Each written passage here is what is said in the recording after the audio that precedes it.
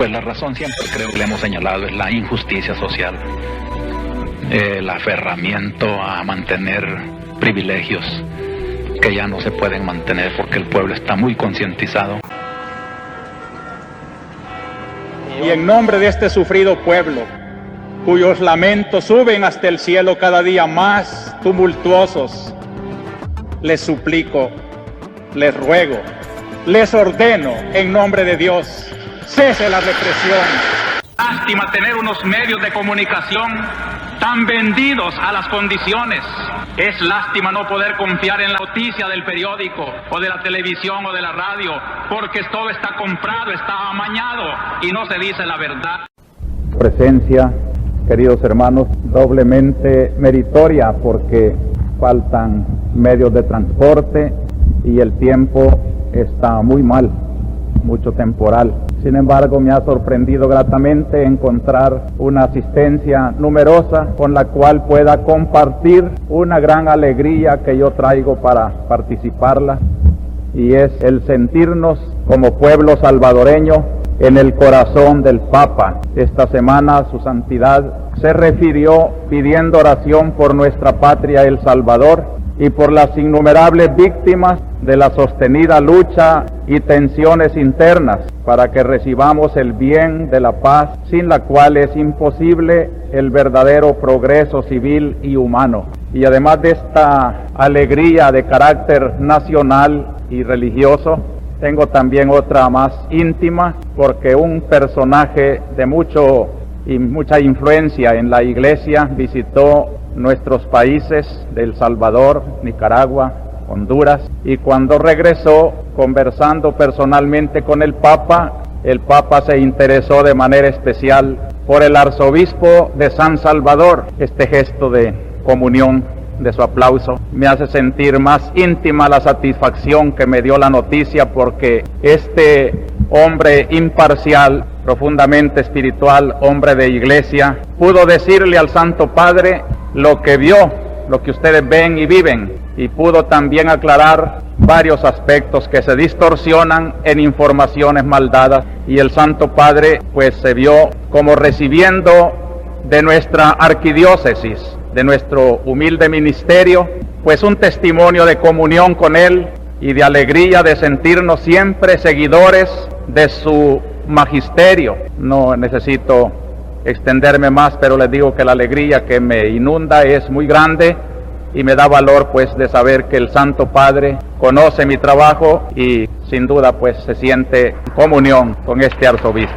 El hecho es que precisamente este momento dominical que yo veo como un regalo providencial del Señor, porque nos congrega a todos los que sinceramente queremos conocer el pensamiento de la Iglesia, yo trato de aprovecharlo para dar una verdadera catequesis. Si hay un título que me enorgullece, es el catequista. Yo quiero ser eso, el catequista de mi diócesis, el que trata de dar con la sencillez de una catequesis la instrucción que nos hace conscientes de ser una iglesia de Cristo, y desde esa iglesia de Cristo que se afirma, que se consolida en la fe, iluminar los contornos que nos rodean, sin los cuales no sería verdadera iglesia servidora del mundo, una iglesia que nosotros queremos pues fiel a la palabra de Dios,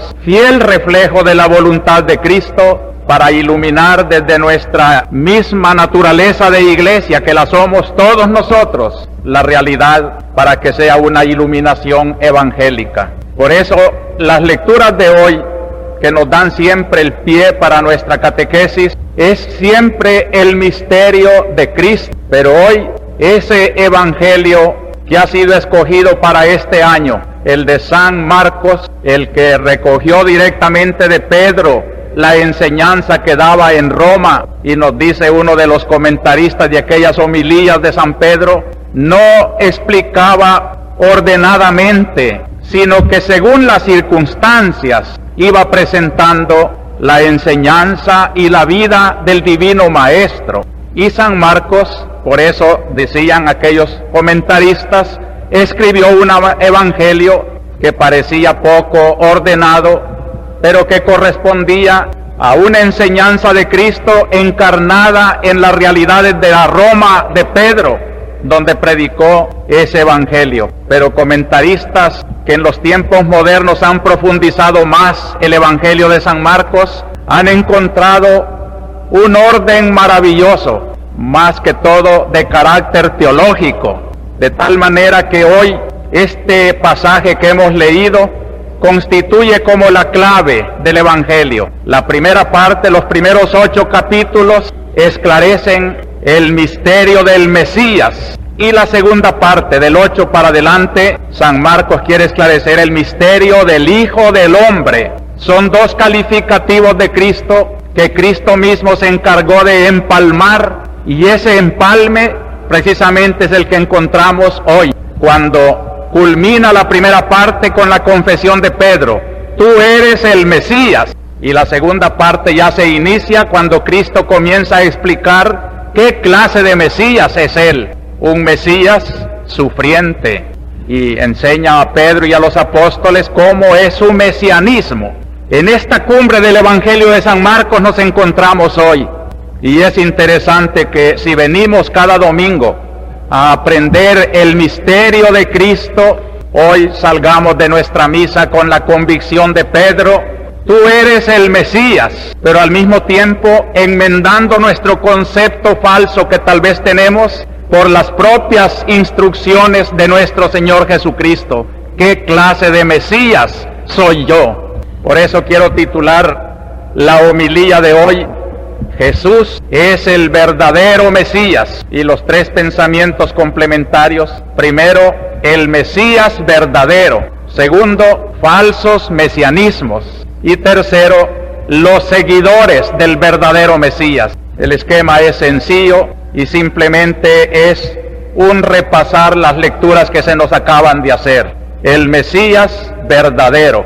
El episodio es pintoresco. Nos encontramos en Cesarea de Filipo. Era una ciudad muy antigua, Paneas se llamaba en la antigüedad. Pero cuando el tetrarca Filipo la reconstruyó en honor del César, le puso Cesarea. Y para que se distinguiera de la otra Cesarea marítima que está junto al mar, esta Cesarea que está a unos 40 metros al noreste del lago de Genesaret, le llamó así, Cesarea de Filipo.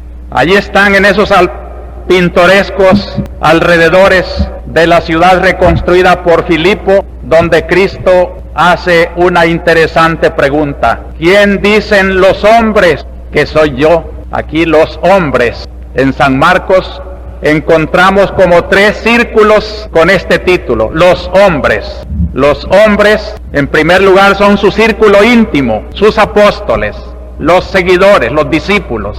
Pero más allá hay un círculo de indiferentes, gente que no necesariamente tiene interés por Cristo. Los hay siempre en torno de toda religión, los indiferentes. Y a estos parece que se refiere el Señor, que dicen los hombres, los que no están con nosotros. Y más allá, Cristo encuentra un tercer círculo, los enemigos, como lo va a decir a Pedro: tú piensas no como Dios, sino como los hombres, los enemigos de Cristo, a los que aquí se mencionan también, los que van a ultrajarlo, los que lo van a matar. A este segundo círculo, pues, inmenso círculo de gente indiferente que ni ama ni odia a Cristo, pero siempre hay una inquietud. Se había hecho noticia Jesucristo en su tiempo y hasta los más indiferentes pensaban de Él. En ese ambiente es donde se oyen estas respuestas que los discípulos han recogido en sus comentarios que han oído por allí. Unos dicen que eres Juan Bautista,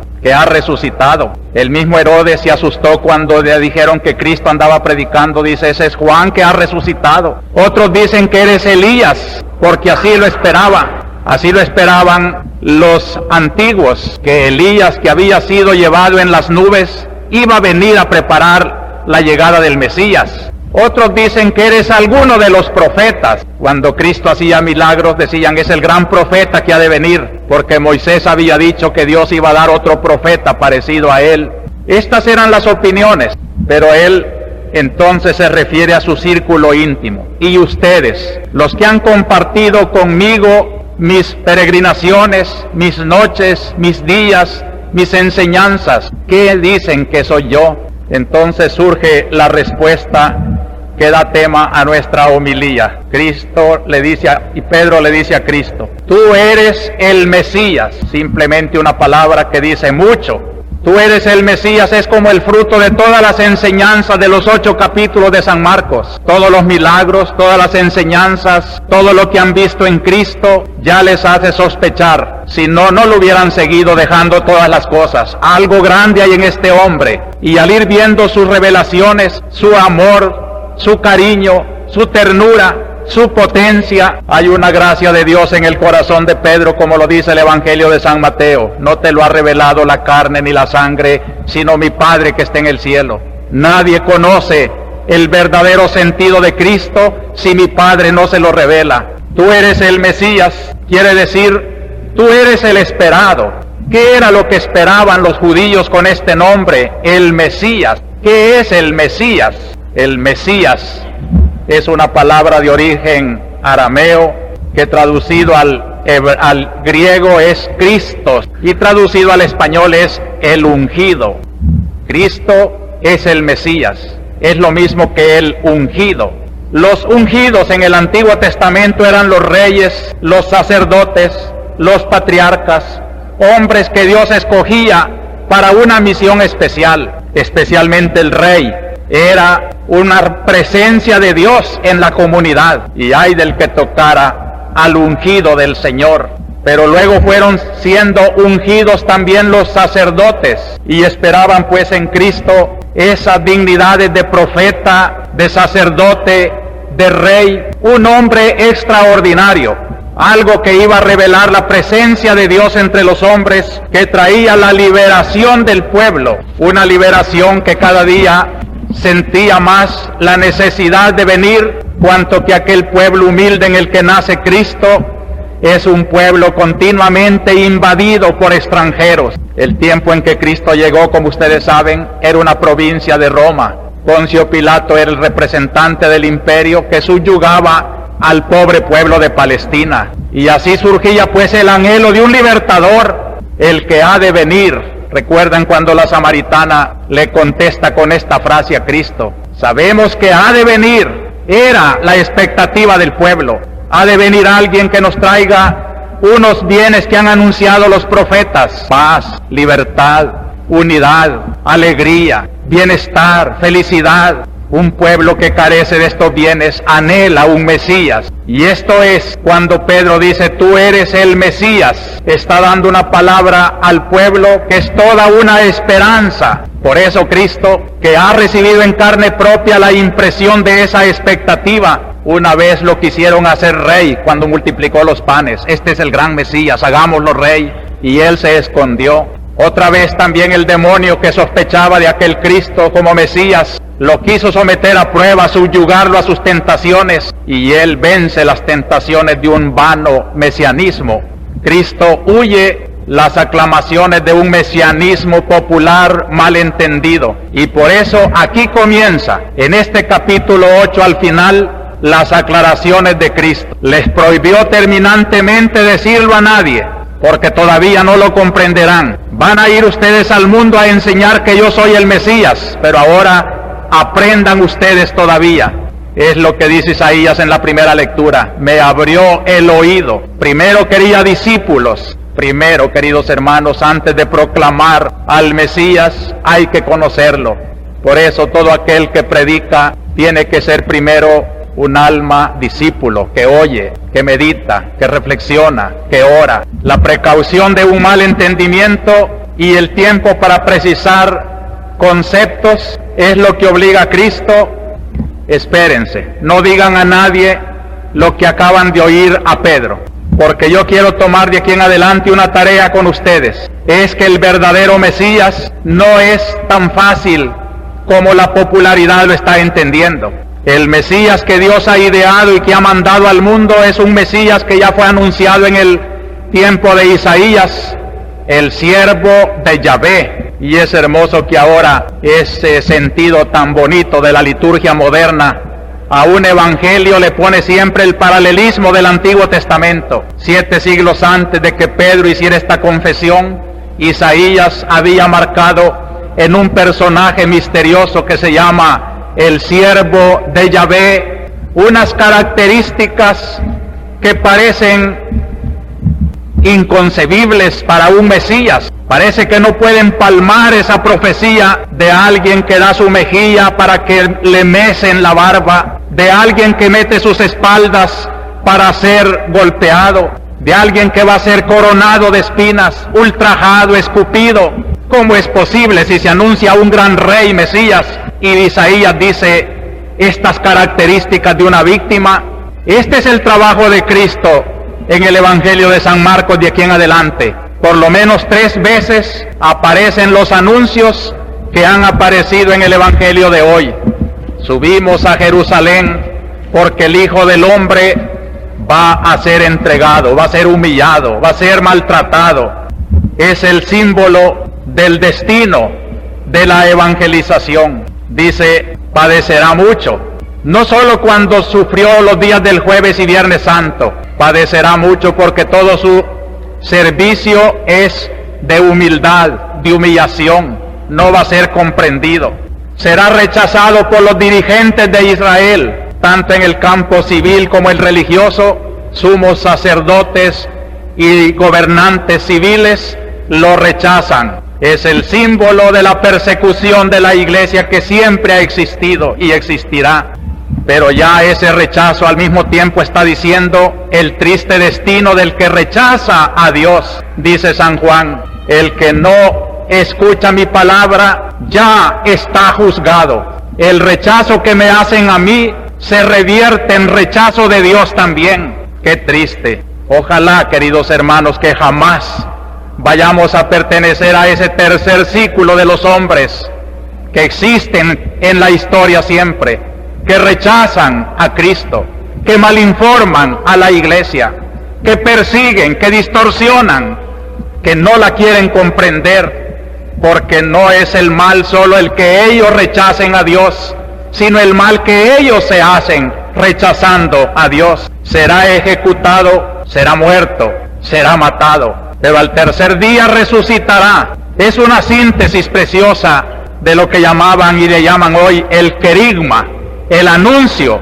de que Cristo ha salvado al mundo por su muerte y su resurrección.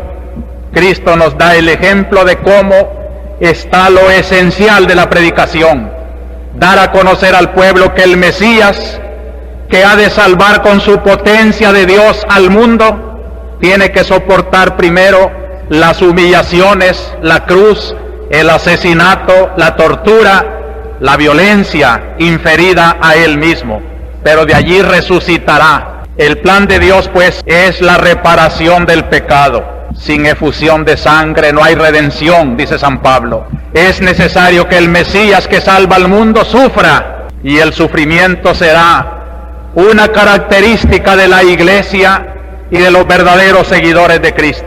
Pasemos entonces al segundo pensamiento, los falsos mesianismos. Que quede claro que el verdadero Mesías es un Mesías poderoso porque es Dios, pero sufriente y humillado porque es el siervo de Yahvé, el Hijo de Hombre.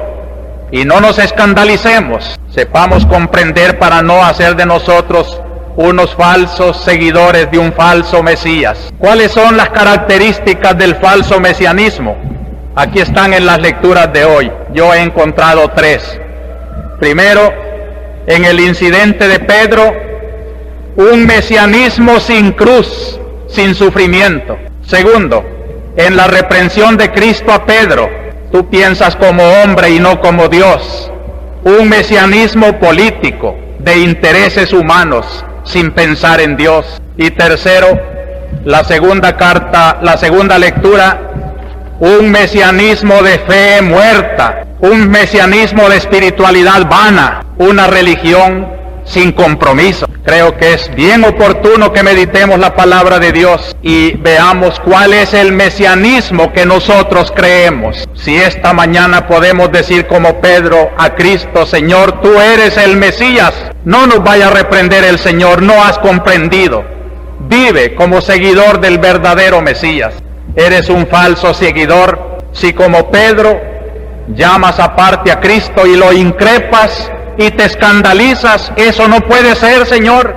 ¿Cómo vas a subir a sufrir todo eso? Sin duda que era buena voluntad la de Pedro, desde luego que lo seguía con tanto sacrificio y pobreza. Sin embargo, no había entendido, a pesar de que sus labios acababan de pronunciar la proclamación del mesianismo que tanto esperaba Cristo. ¡Qué desilusión! No me ha entendido. Y le dijo una palabra dura: apártate, Satanás. Eso es para Cristo todo aquel que quiere predicarlo sin cruz, sin sacrificio. Satanás fue el que tentó a Cristo en el desierto. Si eres el Mesías, convierte estas piedras en panes. Qué fácil te será que te crean y no estés aguantando tanta hambre. Si eres el Mesías, tírate del pináculo del templo y los ángeles te van a recibir. Si quieres el dominio del mundo, póstrate ante mí y me adoras. Y Cristo rechaza las tentaciones del maligno. Y todo aquel que quiera botar la cruz del verdadero Mesías es falso seguidor, no ha entendido el mesianismo verdadero. Es un mesianismo triunfalista, es un decir: yo soy cristiano, pero no me quiero meter en líos. Es el de aquellos que formaban comunidades o eran catequistas, pero cuando han visto la hora de la persecución, corren a esconderse. Mejor esperemos mejores tiempos. Es el de aquellos que dicen: prudencia, no se metan tanto, cuidado. Cuánto abunda este Pedro, Satanás, en nuestro tiempo. Pero gracias a Dios que hay también quienes, como el otro discípulo, dicen: vayamos en pos de él, y si es necesario, muramos con él. Estos son los que han comprendido que un Mesías no puede terminar su vida en un lecho de rosas, sino que tiene que caminar camino del Calvario con su cruz a cuestas, coronado de espinas, dando su espalda a los latigazos, y morir en una cruz pobre, despreciado, desconocido. El mesianismo sin cruz está muy de moda entre nosotros. Mesianismos sin compromisos, mesianismos facilones, mesianismos que aún a los que están trabajando quieren hacerlos retroceder. Déjenlos. Si ustedes son cobardes, dejen a los valientes que sigan adelante, y que estos que han comprendido el verdadero mesianismo nos conviertan a nosotros los cobardes y nos den la verdadera clave que Cristo va a dar al final cuando trate de sus seguidores. Pero miremoslo a Él, que no es que aconseja y se queda atrincherado, sino que va adelante. Sígame, tome su cruz. Otro falso mesianismo hoy también muy de moda, cuando Cristo le dice a Pedro: tú piensas como los hombres y no como Dios. Tal vez hay buena voluntad en las liberaciones reivindicativas del pueblo, las organizaciones políticas populares, todo aquel que se preocupa por la justicia social, todo aquel que ve evidente las injusticias, el atropello por todas partes, y tal vez lucha porque esto no puede ser así. Hoy nadie puede ser insensible a lo que está pasando.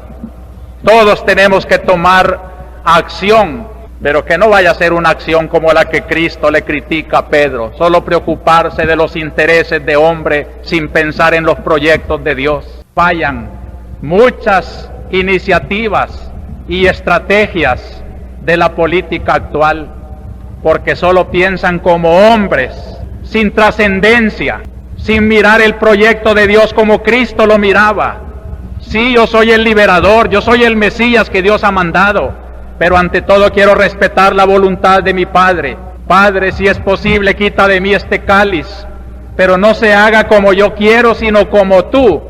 Esta es la verdadera liberación, la que arranca de la voluntad de Dios, y en Dios tiene fijos los ojos para no apartarse a un falso mesianismo, a una falsa liberación. ¿Cuánta opinión política había en tiempo de Cristo? ¿Recuerdan cuando lo quisieron hacer rey? Era una visión política de Cristo. ¿Recuerdan cuando ya para subir a la ascensión, todavía sus discípulos le dicen, es ahora cuando vas a restituir el poder del reino de Israel? Es la visión de aquella mujer, madre de los dos apóstoles, Santiago y Juan, que le dice, cuando establezcas tu reino, te pido que sientes a mis dos hijos, uno a tu derecha y otro a mi izquierda, a tu izquierda. Es decir, que los hagas ministros de ese reino. Visiones políticas. Visión política es todo esto que hace pensar en Cristo como un liberador de la tierra.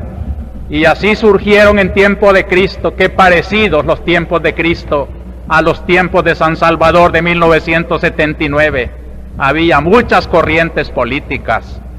Había grupos políticos populares, había también fuerzas armadas de la liberación. Ahí están los celotes, ahí está algún apóstol que también vino de la organización a formar parte del equipo de Cristo. Los tiempos son parecidos. En ese tiempo tan politizado, de un pueblo oprimido por el Imperio Romano, donde hay visiones de hombre nada más, Cristo tiene que predicar un reino de Dios. Y tengamos en cuenta, hermanos, que a Cristo, precisamente por encarnar una palabra de Dios en un pueblo politizado, lo llamaron político, subversivo. Anda subvirtiendo el orden desde Galilea hasta Jerusalén. Esta era la sentencia que en definitiva preocupó a los políticos y al rey. Y para arrancarle una sentencia a Poncio Pilato, dijeron una razón política. Si sueltas a este, no eres amigo del César. Y todo el que no es amigo del César, lo vamos a denunciar.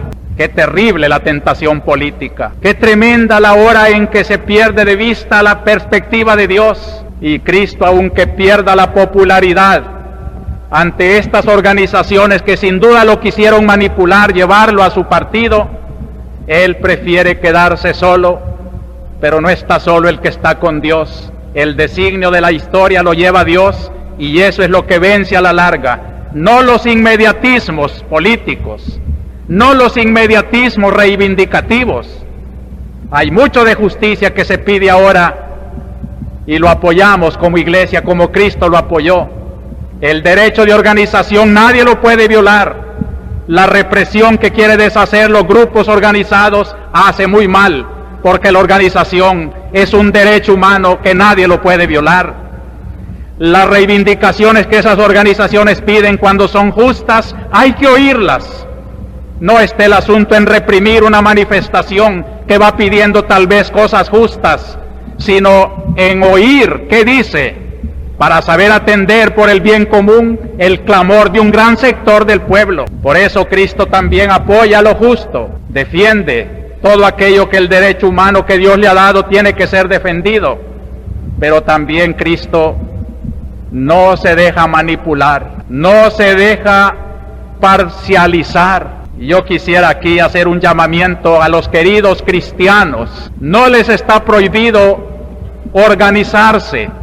Es un derecho, y en ciertos momentos como el de hoy es también un deber, porque las reivindicaciones sociales, políticas, tienen que ser no de hombres aislados, sino la fuerza de un pueblo que clama unido por sus justos derechos. El pecado no es organizarse, el pecado es, para un cristiano, perder la perspectiva de Dios. Si van cristianos a organizarse, no vendan su fe en Dios por los intereses políticos de la organización. Mantengan su fe limpia en el Señor, y desde esa fe iluminen en el diálogo con la organización las estrategias para que no pisoteen los sentimientos religiosos o nobles del pueblo. Sepan ser verdaderas voces del pueblo evangelizado por Cristo cuando hablan en el seno de sus organizaciones. Esto esperamos de los cristianos, que precisamente tal vez en una reflexión de la palabra de Dios encontraron su vocación política, como yo encontré también mi vocación sacerdotal. El hombre político también es una vocación, y si Dios le ha dado esa vocación, tiene que secundarla, porque Dios le pedirá cuenta de ese don que Él le ha dado. Pero según Dios, que Cristo le diga como a Pedro: no pienses como hombres nada más, piensa como Dios, tú cristiano. Y aquí me dirijo a todos, aún a los no organizados. Dice el concilio que el laico vive en el mundo junto con otros que no son ni cristianos, ni tienen fe ni esperanza, pero el cristiano tiene que dar testimonio de la esperanza que lleva dentro, de la fe que lleva dentro. Nuestro bautismo nos ha comprometido con criterios evangélicos, y no podemos juzgar el mundo con los pecados del mundo, con las injusticias del mundo. Un cristiano que se solidariza con la parte opresora no es verdadero cristiano. Un cristiano que defiende posiciones injustas que no se pueden defender solo por mantener su puesto, ya no es cristiano. Busca las cosas de los hombres, ya no habla ni piensa de las cosas de Dios. Es difícil, queridos hermanos, pero es necesario, porque el Señor se lo ha dicho a Pedro con una grave reprensión para que todos lo entendieran. Hay un gesto, de esos gestos que San Marcos recoge con un sentido fino, psicológico. Dice que cuando Pedro llevó a Cristo aparte para reprenderlo, Cristo se vuelve a los apóstoles, le da media vuelta a Pedro, le da la espalda a Pedro y se dirige a los apóstoles y a la gente para decirles lo que le reprende a Pedro: tú eres para mí Satanás, tú eres un seguidor de los criterios del mundo, tú no quieres que yo sufra, pero mi Padre sí me manda a sorber el cáliz del sufrimiento y de la pasión. Tú no hablas como pensamiento de Dios, sino como pensamiento del mundo. Apártate, Satanás. Y comenzó a instruir a la muchedumbre cómo debe de ser el verdadero seguidor de Jesucristo. El primer mesianismo, no lo olviden pues, es un mesianismo sin cruz, sin sacrificio. El segundo mesianismo es un mesianismo político, sin perspectiva divina. Se sufre mucho, ya sé que sufren, y cuántos matados hay estos momentos en los que luchan por las reivindicaciones del pueblo. Ojalá de todos pudiéramos decir: murieron pensando como Dios. Qué triste sería decir murieron, pero solo pensaban como hombres. Yo quisiera la corona más bella para tantos héroes de nuestra hora, para tanto sensible a la cuestión social y política de nuestra hora. Bendito sea Dios que hay gente sensible a este momento, pero sí quisiera elevarles esa sensibilidad, como Cristo le quiso elevar a Pedro, reprendiéndolo severamente. No es mal querer cuando uno reprende. Denunciar es un acto de caridad, es una corrección para decirle: mire, no pierdas lo mejor por lo bueno. Es bueno lo que estás haciendo, pero si lo incorporas a Dios, a Cristo, es mejor todavía. Como quisiera que no me entendieran mal, sino que sintieran que mi pobre voz es la voz de un Cristo, de una iglesia que se quiere solidarizar con sus esfuerzos reivindicativos, políticos también, pero que como Cristo yo no les podía decir: manipúlenlo todo al servicio de sus inmediatismos, sino que les diría: mire, tengan paciencia y ordenen toda su estrategia, toda su política, toda su manera de proceder hacia una gran política, la de Cristo, hacia una gran reivindicación, hacia una gran redención, aquella que arranca al hombre del pecado, del egoísmo, aquella que nos va a dar hombres nuevos para las estructuras nuevas. No queramos, como decía Cristo, remendar trapos viejos con pedazos nuevos. Eso es muchas veces la reivindicación de la tierra, cuando no se renueva el hombre entero. Es el hombre entero el que hay que rehacer, para que cuando vengan las nuevas estructuras hechas por hombres nuevas, tengamos de verdad trapos nuevos, remiendos nuevos, o más hermoso todavía, vino nuevo en odres nuevos, que de verdad hagamos un Salvador nuevo, pero no solo cambiando estructuras con odios y violencias que no conducen a ninguna parte.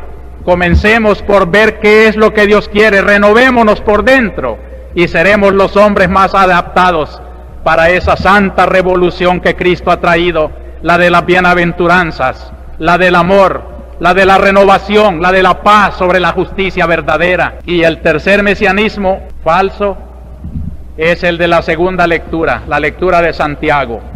Mesianismo de fe muerta, mesianismo que solamente aconseja pero no hace nada, mesianismo sin obras. Nos dice Puebla, y yo lo cito en mi carta pastoral. A propósito, quiero decirles que ya ha comenzado a salir la pastoral, pero como la semana fue bastante accidentada, no me pudieron entregar toda la edición, pero ya en estos primeros días de la semana sí tendrán ya a disposición el ejemplar de la pastoral que se llama Misión de la Iglesia en el mundo, Misión de la Iglesia en medio de la crisis del país. Y cuando me refiero precisamente a un pecado dentro de nuestra iglesia, la falta de unión entre los cristianos, tomo de Puebla un pensamiento que nos da la medicina. Dice que la medicina está en la opción preferencial por los pobres. Y dice Puebla, no todos en América Latina nos hemos comprometido suficientemente con los pobres. No siempre nos preocupamos por ellos y somos solidarios con ellos. Su servicio exige, en efecto, una conversión y purificación constante en todos los cristianos para el logro de una identificación cada día más plena con Cristo pobre y con los pobres. Pero la conversión que Puebla exige no es verdadera, sino es una conversión radical a la justicia y al amor, a transformar desde dentro las estructuras de la sociedad pluralista que respeten y promuevan la dignidad de la persona humana y le abran la posibilidad de alcanzar su vocación suprema de comunión con Dios y de los hombres entre sí. En otras palabras, lo que nos divide, aún dentro de la iglesia y mucho más afuera de la iglesia, en los tres círculos que Cristo nos ha trazado hoy, la división está metida, pero es porque los hombres no nos hemos convertido al verdadero ideal de Cristo.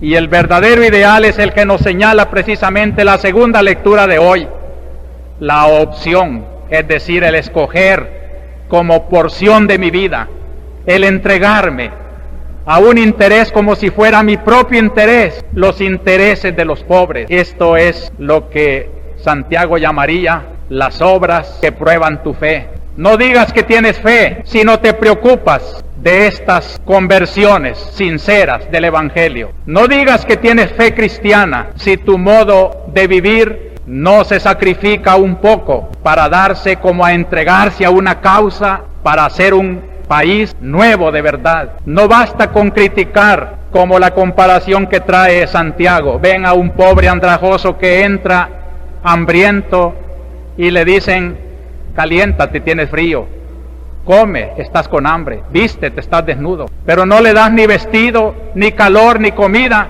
Eso es fe muerta. De buenos consejos no nos hace falta ya. Lo que queremos son hombres que encarnen el consejo y lo realicen de verdad. Hombres que, como Cristo decía, si tienes 2 camisas, dale una al que no tiene. Si ves que a tu puerta llega un pobre andrajoso, no lo trates con desprecio, ve qué haces por él y mira que está llegando a tus puertas el mismo reto de Dios. No desprecies a nadie, porque todo lo que hagas con él, conmigo lo haces, dice Cristo. Este es un mesianismo muy pernicioso, que muchas veces por justificarse le echa lodo a la iglesia.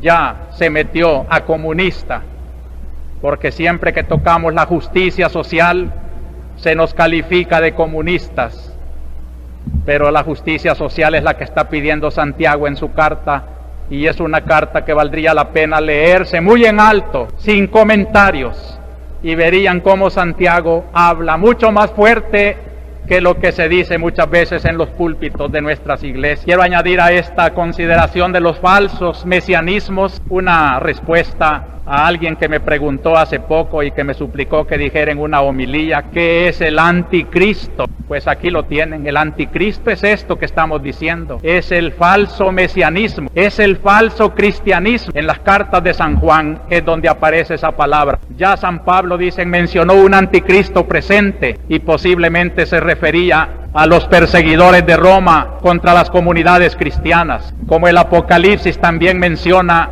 las fuerzas del mal. Pues bien, la encarnación, la personificación de esas fuerzas del mal, esto que Cristo le ha dicho a Pedro, tú no piensas como Dios, sino que piensas como hombre, ese pensamiento que le da la espalda a Dios, ese pensamiento de mundo, eso es lo que llamaríamos el anticristo. Tiene personeros, tiene organizaciones que lo encarnan muy bien. En nuestra patria es muy conocido el anticristo es aquel que va delatando la labor pastoral de nuestra iglesia. El anticristo es aquel que va denunciando al hermano campesino para estar bien con los de arriba. El anticristo es todo aquel oreja de nuestras reuniones para irlas a mal. No esperemos pues un personaje mitológico. También Lutero y algunos de nuestros hermanos separados más furibundos llaman anticristo al Papa, a la jerarquía católica. Es decir, el anticristo es un término que se presta a muchas interpretaciones, pero creo que la verdadera es esta que nos han dado grandes comentaristas de la Biblia cuando nos dicen todo esto que les acabo de expresar. Todo lo que se opone al verdadero Dios, todo lo que se opone al verdadero Mesías, y no olvidemos que lo que me interesa más en esta mañana es que quede clara la idea del verdadero Mesías. Dios que viene a salvarnos, pero a salvarnos en el dolor. Por eso mi tercer pensamiento de la homilía: los seguidores del verdadero Mesías son todos ustedes, queridos hermanos. Después llamó a la gente aparte, dice Cristo, y comenzó a instruir cómo debe de ser el verdadero seguidor suyo. Y les dijo: el que quiera venir en pos de mí, niéguese a sí mismo, tome su cruz y sígame. 3 incisos verdaderamente difíciles como una montaña. Negarse a sí mismo es no darse gusto uno, no seguir sus caprichos, decirle no a mi propio yo, tomar su cruz. Leí un comentario muy bonito: no es precisamente la cruz en que murió Cristo, eso ya era una reflexión cristiana, pero antes de Cristo los judíos marcaban con una tau, una T, la frente, o marcaban con un fierro que quemaba la piel, con una especie de cruz, para indicarla en sentido religioso el arrepentimiento de un pecado, o el seguimiento, la consagración a una persona, a un rey, a alguien a quien seguían. Cuando Cristo dice pues tomar su cruz, parece que quiere decir no precisamente tomar la cruz material y cargarla, o simplemente cumplir el deber, llevar el sacrificio, sino que quiere decir también dejarse marcar por mi ideología cristiana, algo así como se marca un esclavo con un fierro para que no se pierda de vista, así como se lleva una marca en la frente que no se puede borrar. Marcarse con la cruz como arrepentimiento, como conversión a Dios y como pertenencia a Dios, del cual no me quiero desprender. Esto es seguir la cruz. Y sígame. Qué hermoso es saber que cada sacrificio que yo hago, Cristo va delante de mí. Leí en la catequesis una pequeña historia que me conmovió mucho, cuando dicen que un rey de Francia muy santo llamaba a su pajecito que lo acompañara en noches de invierno a ir a visitar los templos porque era muy fervoroso. Pero el pajecito, el sirviente, sentía frío en los pies en aquellas noches de invierno, y que le dijo el rey: mira, procura poner tus piececitos donde yo pongo los míos. Y lo que sintió el sirviente es que había un calorcito agradable donde el rey iba poniendo los pies. No sentía frío, sino que sentía el cálido humor de alguien que hacía un milagro. Será milagro, será leyenda, pero en Cristo es pura verdad. Ver y seguirlo, ir en pos, ir siguiendo sus pasos. Y donde yo pongo mis pies, sé que ya los puso Cristo y ha dejado un gran calor de amor, porque aunque vea allí señales de sangre, de espinas, de escupidas, de polvo, de dolor, sé que son los pasos del amor que va dando el Señor, y que todo aquel que lo sigue no va siguiendo a un tirano, va siguiendo al Salvador, al verdadero Mesías.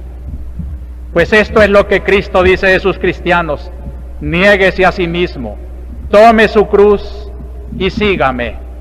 Y como comentando lo de Pedro, les dice, es que el que quiera salvar su vida, la perderá, pero el que pierda su vida por mí y por el Evangelio, la salvará. Esta es una frase profunda de Cristo que nos dice cómo Él avisora en la existencia humana un horizonte escatológico. Tu vida no terminará con la muerte. Tu vida no se circunscribe solamente a la historia. Más allá de la historia está lo principal. Y el que sabe ganarse ese horizonte escatológico, vale la pena que arriesgue hasta su propia vida, porque no la perderá. En cambio, el que no la arriesgue, el que quiera estar demasiado bien, el que quiera salvar su vida, eso quiere decir la expresión estar bien, salvar la vida, no comprometerse, no meterse en líos, en problemas, pues ese la va a perder. Hermanos, si esta es una sentencia de Cristo, yo creo que vale la pena pertenecer a una iglesia. Yo quiero terminar mi reflexión homilética con esta palabra que siempre me ha conmovido mucho en el Concilio Vaticano II, cuando habla de la iglesia, pueblo de Dios, como Cristo realizó la obra de la redención en pobreza y persecución. De igual modo, la iglesia está destinada a recorrer el mismo camino a fin de comunicar los frutos de la salvación a los hombres. Cristo Jesús, existiendo en la forma de Dios, se anonadó a sí mismo, tomando la forma de siervo, y por nosotros se hizo pobre siendo rico. Así también la iglesia, aunque necesite de medios humanos para cumplir su misión, no fue instituida para buscar la gloria terrena, sino para proclamar la humildad y la abnegación, también con su propio ejemplo. Y al final dice, la iglesia pues va peregrinando entre las persecuciones del mundo y los consuelos de Dios, anunciando la cruz del Señor hasta que venga. Está fortalecida con la virtud del Señor resucitado para triunfar con paciencia y caridad de sus aflicciones y dificultades, tanto internas como externas, y revelar al mundo fielmente su misterio, aunque sea entre penumbras, hasta que se manifieste en todo el esplendor al final de los tiempos. El verdadero Mesías todavía no se ha revelado. El Mesías que conocemos es en la fase de la historia, al que la iglesia trata también de imitar en el sufrimiento y en la pobreza.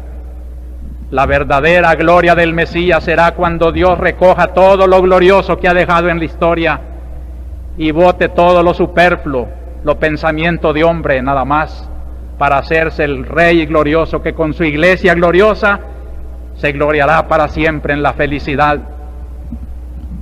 Ojalá, hermanos, este es mi afán, hacer una iglesia que verdaderamente responda a las ansias de Jesucristo, que cuando se sintió proclamado Mesías, Él aclaró cuál es el verdadero mesianismo y denunció los falsos mesianismos.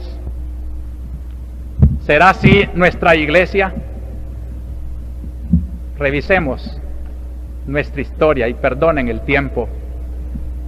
Alguien decía, ¿por qué predica tan largo? Pobrecitos los que están de pie. Le digo yo también estoy de pie. Yo sentiré cuando ya estamos cansados. Aguántense un poquito, y si no hay bancas, pues hay suelo y hay donde estar a gusto. Pero sí me gustaría interesar este momento porque para mí es el más importante de la semana en que la Iglesia cumple su misión aquí en la arquidiócesis. Y gracias a la bondad de ustedes que me escuchan, pues entre ustedes y yo hacemos esta homilía que lleva la vida de nuestra Iglesia y la vida de nuestro país.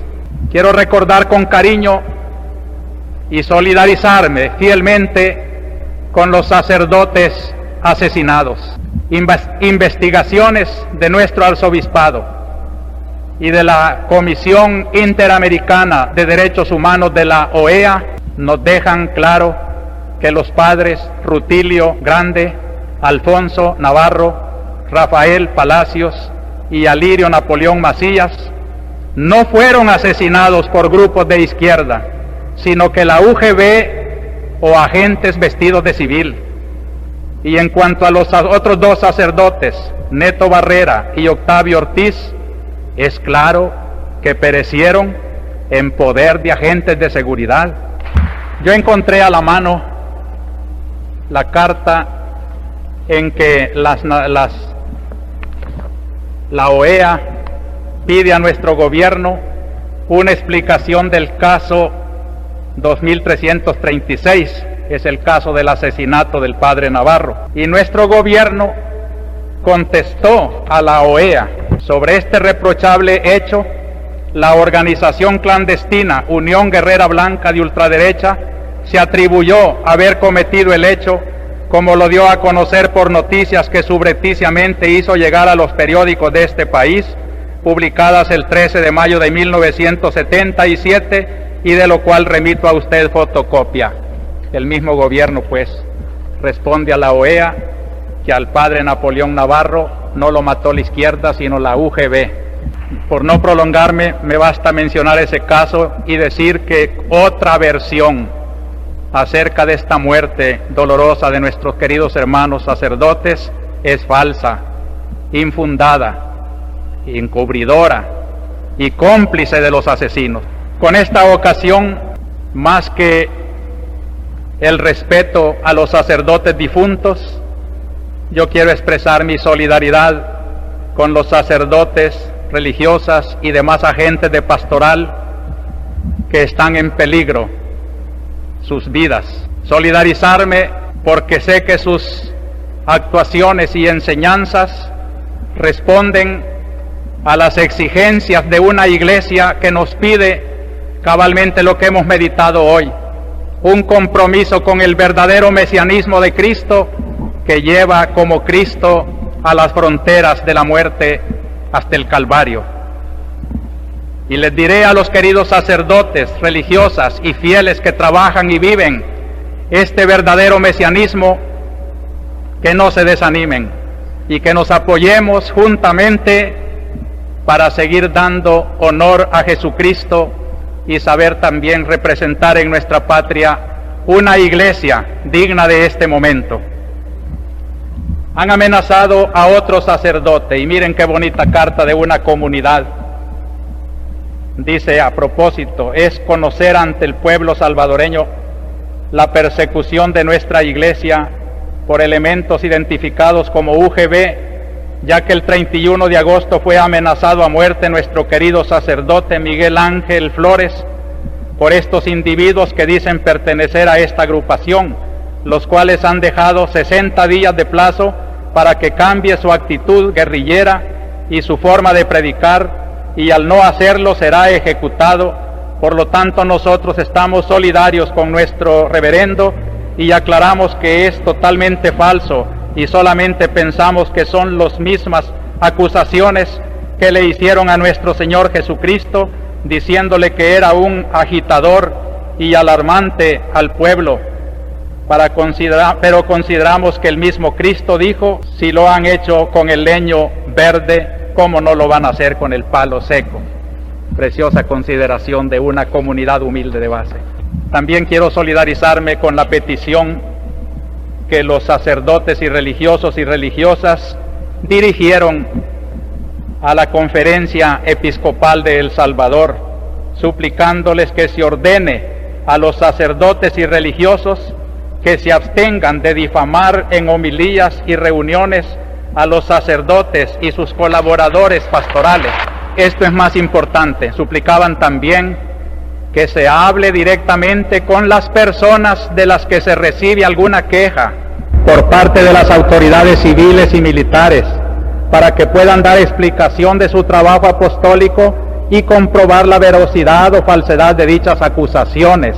Siempre pedíamos esto cuando expulsaban y maltrataban a nuestros sacerdotes. Tienen su jerarquía, entiéndanse primero, dialoguen para aclarar la situación de este acusado.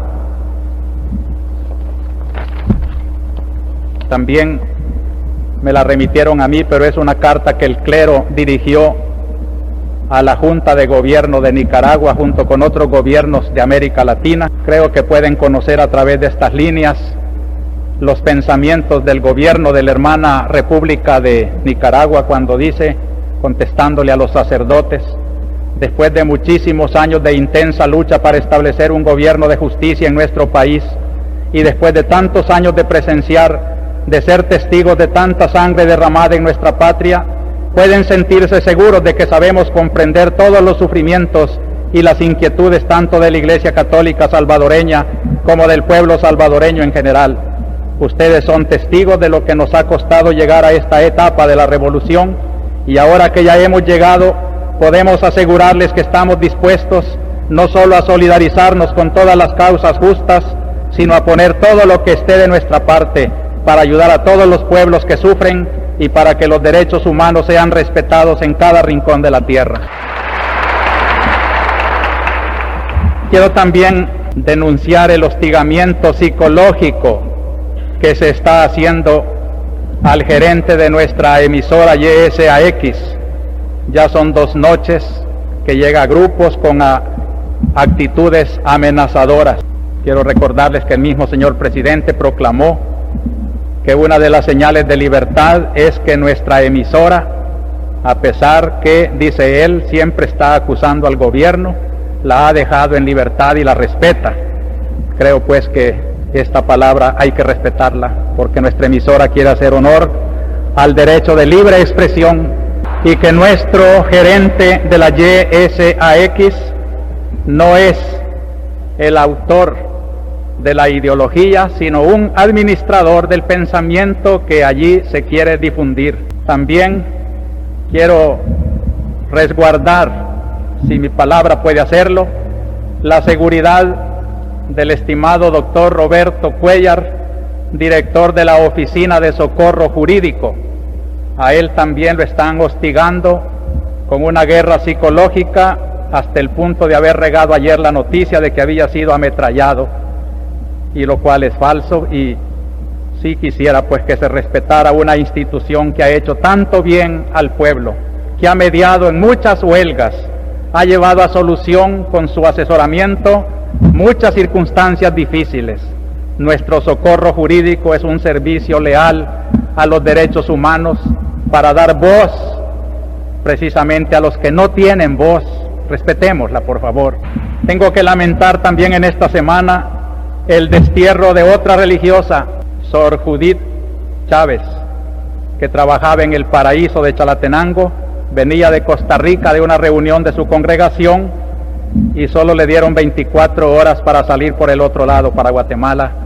Le quitaron el pasaporte y se lo iban a entregar allá en la frontera. Creo que puedo dar también testimonio de su trabajo, que no es de temerse, sino que es una verdadera promoción cristiana de nuestro pueblo, así como lo dije de las hermanas que trabajan en Arcatao, de las cuales me dice el ministro de Defensa contestando a la carta: existen evidencias de que su trabajo no está enmarcado dentro del ministerio pastoral como debía estarlo, pero esto es competencia de otro ministerio, por lo cual prefiero no entrar en detalle. Queridos hermanos, ¿con qué derecho puede juzgar los límites de una acción pastoral un militar? Y si en mi carta que yo le mandé decía que garantizaba el trabajo que yo mismo he presenciado allá, Esta respuesta pues es ofensiva porque prácticamente me dice que estoy mintiendo, pero puedo ratificar que el trabajo de las hermanas es auténticamente pastoral y que cualquier atropello que se les haga será considerado objetivamente un nuevo tipo de represión a nuestra iglesia.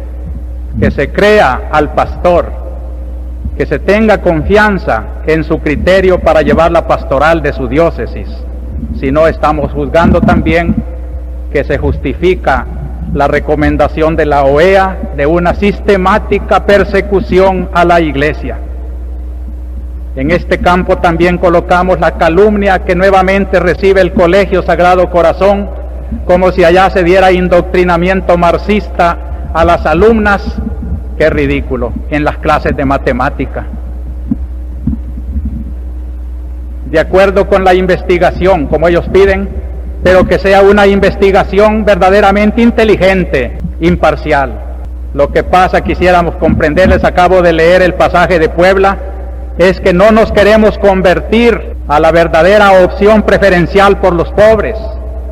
Y todas aquellas instituciones o pastorales que ya lo están haciendo, tratando de mentalizar con unos criterios evangélicos la mente de sus alumnos, para que cambiemos, que transformemos esta sociedad pecaminosa de injusticia social en un orden más justo, no es sembrar marxismo, sino simplemente sembrar la justicia social y la mentalidad del Evangelio en aquellos que les han confiado. Y por último diríamos, si no hay confianza en el colegio, ¿para qué tienen allí sus niñas? Visitas a las comunidades. En el cantón de Araditas de Aguilares y el Paisnal tuve el domingo pasado para animar el espíritu, que es muy bueno en aquellos lugares, sobre todo ante el asesinato del catequista Jesús Jiménez, y visitar también la tumba muy querida del Padre Grande. Estuve el lunes con cursillos de cristiandad y les pedí una colaboración para la pastoral urbana, es decir, que me ayuden a planificar los medios, cómo podemos hacer una evangelización más eficaz en el ámbito de la ciudad. Las Carmelitas de San José se entenderán con Catholic Relief Service para continuar una obra muy buena en la colonia Utila de Santa Tecla, una obra de promoción de la mujer campesina. Las hermanas pasionistas y el Colegio de la Divina Providencia que ellas dirigen ofrecieron una misa por eterno descanso del ingeniero José Mauricio Flores Aparicio, que murió asesinado, como ustedes saben, uno de estos días. Les dije que era un signo de la hora trágica de nuestra patria, y allí oramos junto a la cruz de Cristo, que ellos veneran como fiesta patronal. Igual condolencia a su familia, como también a una gran colaboradora de la iglesia, la señorita Elsa Herrera, por la muerte de su mamá, así como a otra gran colaboradora y amiga allá en Santa Elena, la señorita Luisa Arévalo, por su padre Pedro Jesús Arévalo en el aniversario de su muerte. En la colonia Dolores celebramos ayer la fiesta patria, ya que pasa un poco desapercibido que el 15 de septiembre es también el día de la Virgen de Dolores, y les invité a que la oración que hacíamos allí como fiesta patronal fuera una oración por toda la patria, y que miráramos en la figura de la Virgen al pie de la cruz la imagen de la patria expresada en tantas madres dolorosas que ahora lloran el desaparecimiento, el asesinato, la muerte de tantos hijos. Esta noche a las 7 será la toma de posesión del párroco de San Francisco de Mexicanos. Equivocadamente lo señalé para el domingo pasado, pero es para hoy a las 7. En el Calvario continúa ocupada la iglesia. No quiero ser eco de las comunidades. Yo les transmito literalmente una nota que me han mandado de la parroquia del Calvario. Las asociaciones y fieles en general de la parroquia del Calvario, San Salvador, protestan enérgicamente por la ocupación violenta de la iglesia y casa cural por parte de elementos del Bloque Popular Revolucionario el domingo 9 a las 8 a.m. Deploran y repudian tal actitud de estos elementos que exigieron la entrega de las llaves de la iglesia y del convento coartando la libertad de vida y del trabajo pastoral de los sacerdotes y demandan la desocupación de los locales, siendo que ya el pueblo está consciente de las exigencias de la agrupación. Al mismo tiempo, un grupo de ocupantes de iglesias justifica las tomas de iglesias.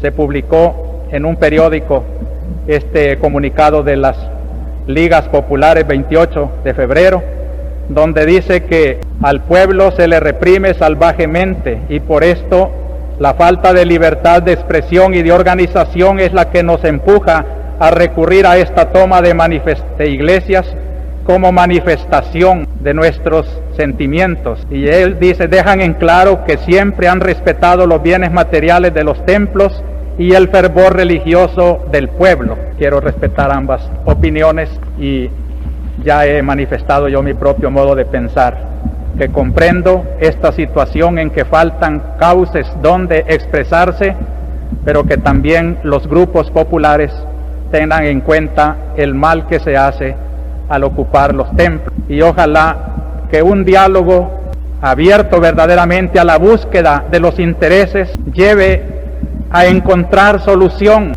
de carácter normal, racional, y no de carácter irracional, represivo, que esta violencia, tanto del Estado como de las respuestas, está creando más sangre y más confusión entre nosotros.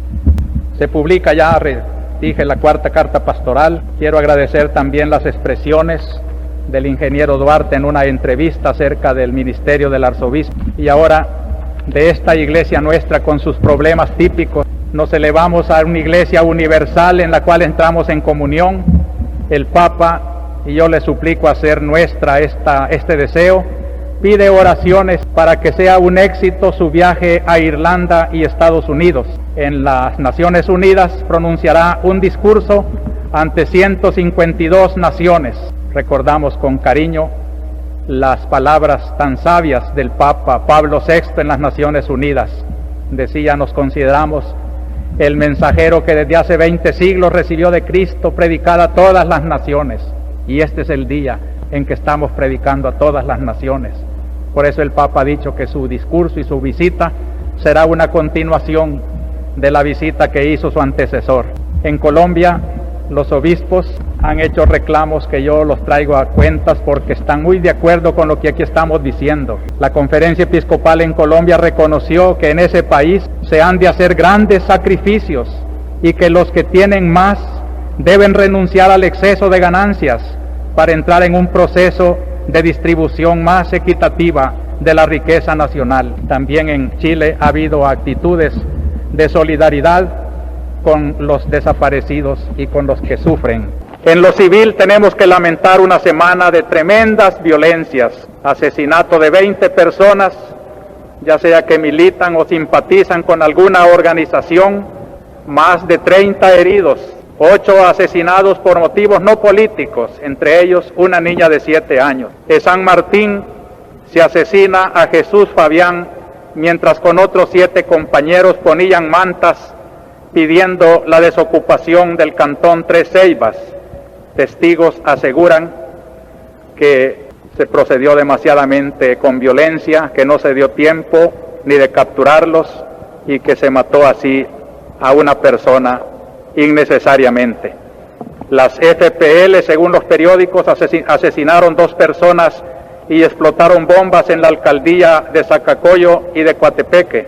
El ERP, también según informaciones, ametralla casa cuartel de Sonsonate, hiriendo un guardia nacional y el puesto de guardia de Soyapango. Se secuestra al señor Jaime Batle, no se sabe por quién. Se reportan atropellos a símbolos de la patria, se pisotea la bandera. Se reprime una manifestación del BPR el 14 de septiembre. En la desbandada, el BPR quema buses y camionetas y carros. Han llegado a nuestra vista fotografías y testimonios de la agresión de los cuerpos de seguridad que por otra parte los negaban oficialmente. Varios familiares de los adolescentes que fueron masacrados en la carretera del Cuco han pedido al arzobispado que se pida justicia para este crimen. La policía de San Miguel ha hecho promesa de investigar exhaustivamente, pero ya la palabra nos suena muy huera siempre que se dice esto. Ojalá que de veras la justicia en nuestro país tome más cartas en el asunto. Con el asesinato de los profesores Juan Antonio Hernández y Eusebio Orlando Córdoba Ulloa, asciende ya a 30 el número de maestros asesinados este año. En la huelga de cartotecnia hay rehenes a quienes el BPR no permite ver. Sus familiares han pedido la intervención del arzobispado.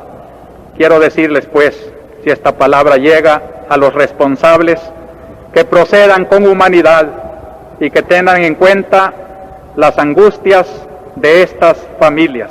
Lo más triste en todo esto, hermanos, es que a pesar de ver la situación que crece en violencia, no vemos el ánimo de unos cambios estructurales que son los necesarios. Algunos cañeros, algodoneros, cerealeros y ganaderos fueron a la asamblea a manifestar que no pueden pagar el aumento de la alimentación de sus trabajadores. Algunos cafetaleros también piden que no se aumenten los impuestos y se defienden diciendo que no es ningún pecado grave dedicarse a estos cultivos. Había que distinguir entre grandes y pequeños agricultores. Naturalmente que los que cultivan en más grande serían también más afectados en impuestos que los pequeños que tienen menos ganancias. También estamos de acuerdo en que las situaciones hoy no son tan bonancibles como en otro tiempo, pero lo que nos preocupa es que el que sufre el hambre es el campesino y que tienen que ver por esta dignidad del hombre. El gobierno mismo reconoce el problema de la desnutrición de nuestro pueblo y el pecado no está en dedicarse a uno u otro cultivo, sino en despreocuparse del hombre, de sus derechos, de su organización, de la dignidad de su familia, etc. El colmo es que algunos diputados consideran denigrante la expresión de que nuestro campesino solo come tortilla y frijol y pidieron que se suprimiera ese párrafo del decreto para no dar una mala imagen. Yo digo que si no se quiere dar una mala imagen, lo que hay que cambiar no son palabras, sino la misma realidad. Todo esto nos indica la necesidad de tomar conciencia de la necesidad de los cambios estructurales que tanto pide nuestra situación y que mientras no se tenga el valor de ir a la raíz de los males, siempre existirán estos males. Volvamos pues, queridos hermanos, a nuestra reflexión evangélica y oigamos al Mesías, que sí es cierto que viene con toda la potencia de Dios a salvar al mundo, cierto que también necesita pasar por el dolor, por la prueba, por el sufrimiento. Hagamos de nuestra cruz, de nuestro sacrificio, una fuerza redentora, que no nos inspire nunca la venganza, la violencia, el odio, sino que, llamados por el amor de Cristo, que por amor nuestro sufrió todas las humillaciones de su mesianismo verdadero, seamos capaces de seguirlo a través de esa cruz como Él nos invita. Y así haremos que por el camino verdadero que Dios quiere, restableceremos esa paz sobre justicia que tanto necesita nuestro pueblo. Así sea.